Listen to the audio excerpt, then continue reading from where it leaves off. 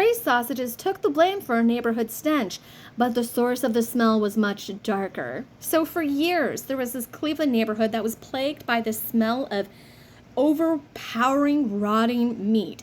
And a Ray's sausage plant happened to be in this neighborhood. So naturally, the locals and the officials are like, rotting meat smell? Meat processing plant. Makes sense.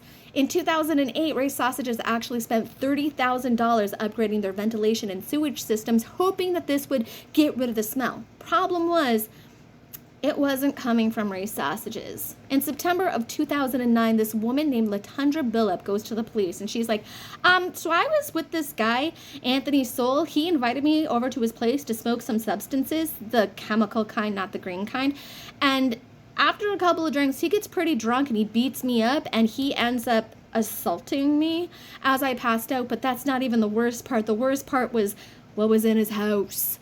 So in October of that year, the police get a warrant and they go to Anthony Sowell's house, which happens to be the same stinky neighborhood that Ray's Sausages is in.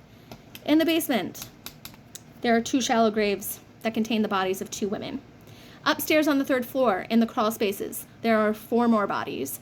In the backyard, 3 women are buried, and there is the partial remains of a 4th.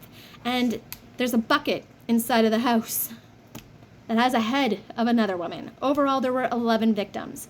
So he was charged with 11 counts of murder and 74 counts ranging between abuse of a corpse, rape, kidnapping, a bunch of other stuff. At first, he pled not guilty by reason of insanity and then dropped it to just not guilty. He was convicted of all charges except for 2, and he was sentenced to the death penalty. But in 2021, in February, he died in an Ohio prison due to some unknown terminal illness. I think we owe Ray's Sausages an apology. Sorry, Ray's.